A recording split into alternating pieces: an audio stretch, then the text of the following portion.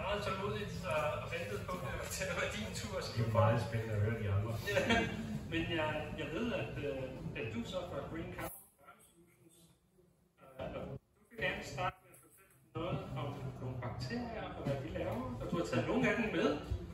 Det er så ikke bakterierne, jeg har taget med, men jeg har taget nogle lille props med.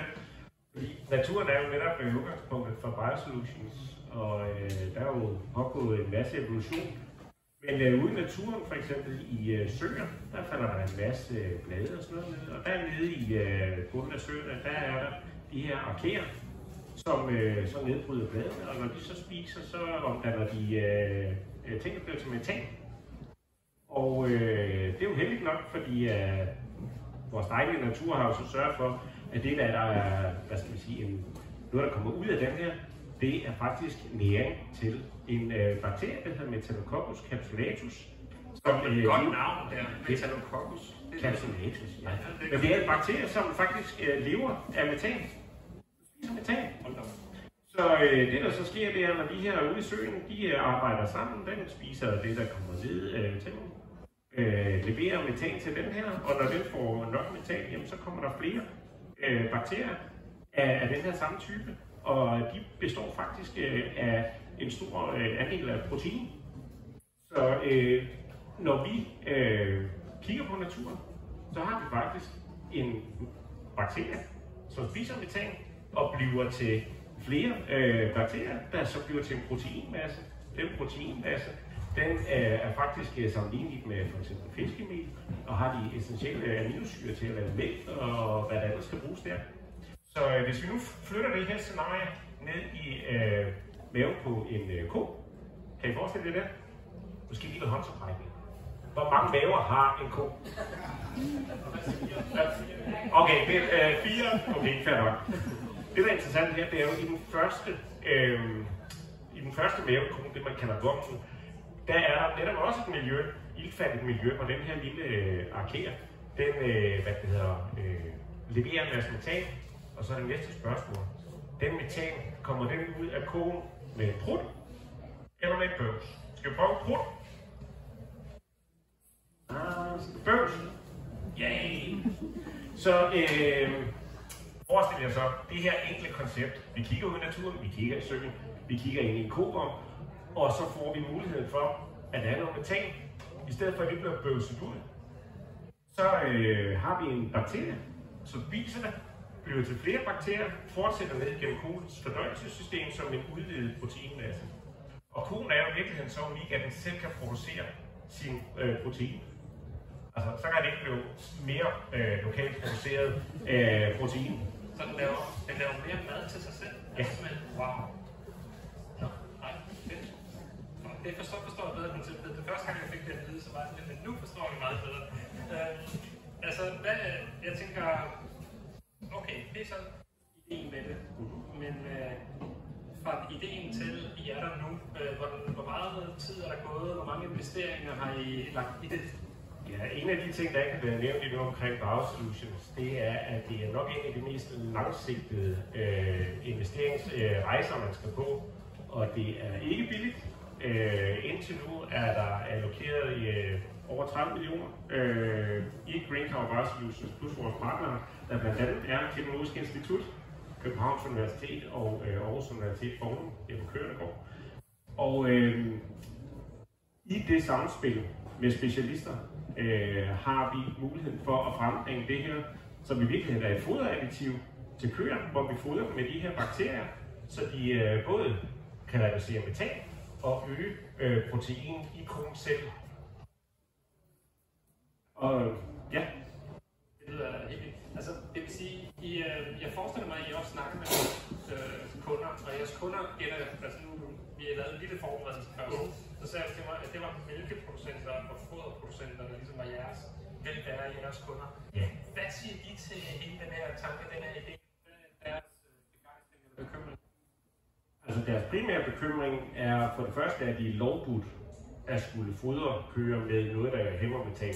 Det er jo et af de få lande i verden, der slås med det. Så der er en lov i Danmark omkring det? Ja, hvis køerne skal enten have noget, der hedder Bovaer, som er et syntetisk inhibitor, som forhindrer, at metan opstår, ellers så skal vi fodre dem med fedt, og det er jeg heller ikke så glad for. Så de er faktisk bundet til at skulle reducere metan.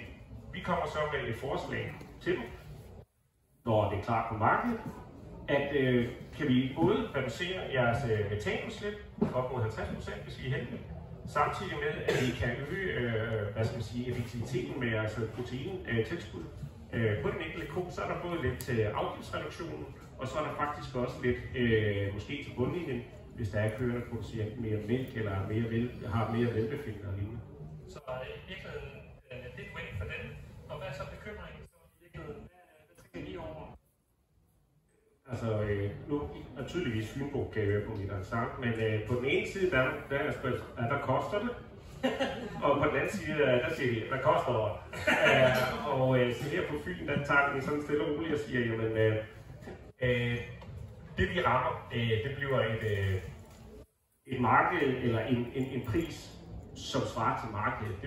Det vi håber at kunne gå ind med, det er en forretningsmodel, hvor vi vil kunne dele overskud sammen med i sidste ende med den enkelte mælkeproducent. Er der nogle regulatoriske forhindringer for nogle af de løsninger, som I arbejder med nu? Er der noget, der forhindrer, at det her bare kan komme ud på markedet i morgen? Ja, mange. Og det er så her, jeg håber, der er nogle politiske ordførere inden for noget regulatorisk arbejde. Fordi at det skorter, altså en ting er den tekniske udfordring. Hvis vi laver et fodadditiv, som leverer den her løsning til landmænd, gør det både bedre for landmænd økonomisk, og vi reducerer klima, det er to gode ting.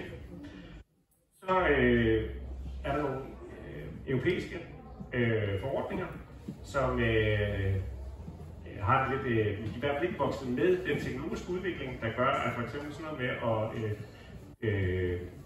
hvis der er nogen af jer, der kender det springe men I kender godt det der med en mælketyre tablet som en tår.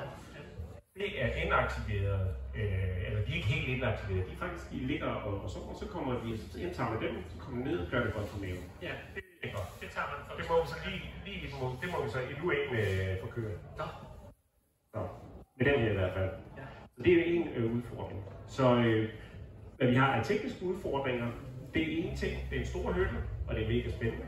Men vores regulatoriske udfordring er mindst lige så stor. Og det, der er mest ærgerligt, det er jo faktisk, at vi nok kommer til at hjælpe newzealandske bønder, eller amerikanske bønder, eller brasilianske bønder, før at vi kan hjælpe min nabobund, hvor jeg kommer fra her på Fyn. Og det er jo i virkeligheden tragisk. Det er den største tragedie i det her. Det er helt godt. Også her har vi mulighed for nogle spørgsmål fra salen. Ja. Jeg sidder bare og bliver lidt nysgerrig. Altså, I kender godt det der med, at man er lidt oppustet. Man får ikke nok protein i sin kost. Hvad sker der, hvis jeg spiser det der kosttilskud? Det er et godt og et åbent spørgsmål. Vi har endnu ikke sat forsøg op til mennesker, men jeg vil da godt tage en lille mental note om, at vi skal se, at vi kan udvikle det her til folk.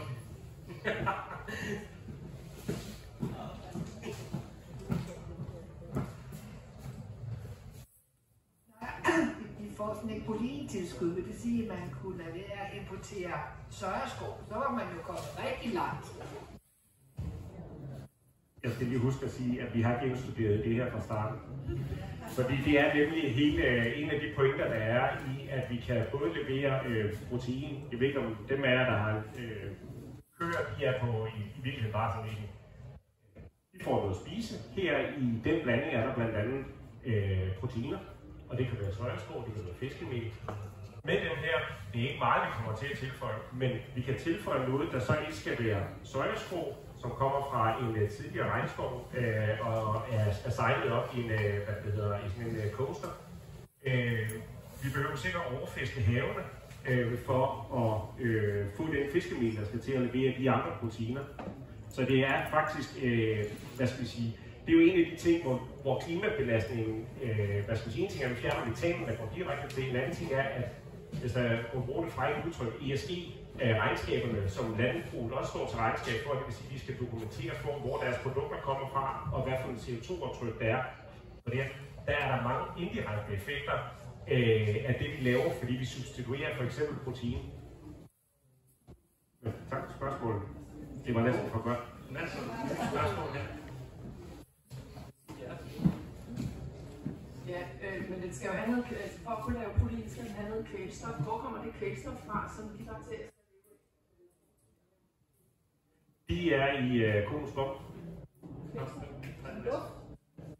Der er meget kemi i koens skum.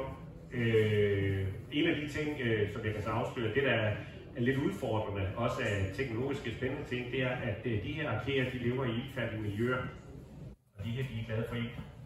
Og det er faktisk kernen i noget af det, vi arbejder med, det er, hvordan man kan give dem her en lille madpakke med ned sammen med koen, netop så de får den næring, der skal til. Det skal, ja, så de både kan overleve, men også metabolisere på den her ilt. Undskyld, det var ikke. Jeg håber, jeg var folkelig nørd. Det må du gerne være. Tak. Jeg tænker, at du skal også lige have lov til at give et råd til publikum om, hvordan de har lyst til at støtte Biosolutions udvikling, hvad de kan gøre. Har du nogle tanker om det? Ja, altså, jeg er også stor fan af, at man støtter op om ting med adfærd. Det vil sige, at efterspørge ting, som har dokumenteret, altså i brugen eller hvor du går ind og handler, og får altså støtte op om produkter, der har dokumenteret klimaeffekt. Og det ligger i stil med det, du også sagde, fordi det er jo enslydende ude i virksomhederne, jamen spørg til, der skal indkøbes ting, er tingene lavet på en hensigtsmæssig måde. Og i forhold til politikere, jamen, så ser vi jo gerne, at der bliver set meget hårdere på at få reguleret de ting, der går i vejen for Biosolutions, fordi de på en eller anden måde kan nogle ting, som det regulatorisk ikke har fulgt med til. Ja, som kan være til gavn for andre uden for Europa i virkeligheden, hvis vi ikke laver det op. Ikke? Jamen, det er en god pointe. Sidste spørgsmål fra publikum her. Ja. Jeg vil bare høre om begge jeres ting, og hvor langt er det fra at være noget, man kan bruge? Eller altså ude i... Hvor langt er der til markedet? Ja, super godt spørgsmål. Rigtig godt spørgsmål. Vi er... altså, hvis det regulatoriske går vel, så har vi nået 2028.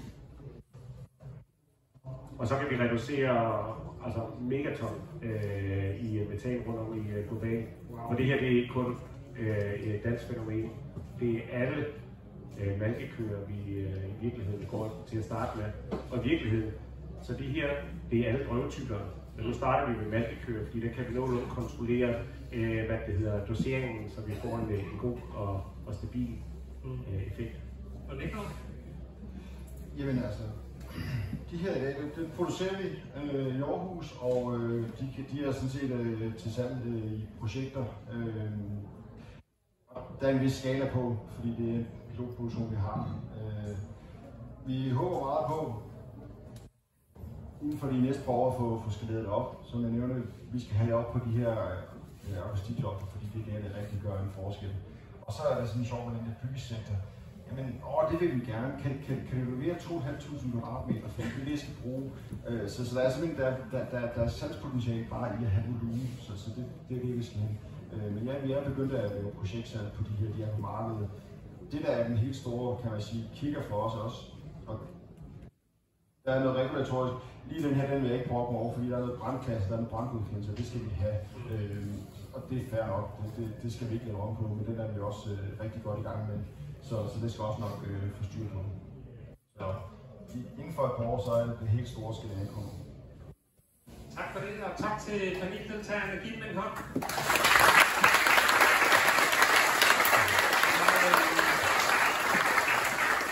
Ja, som vi hørte, så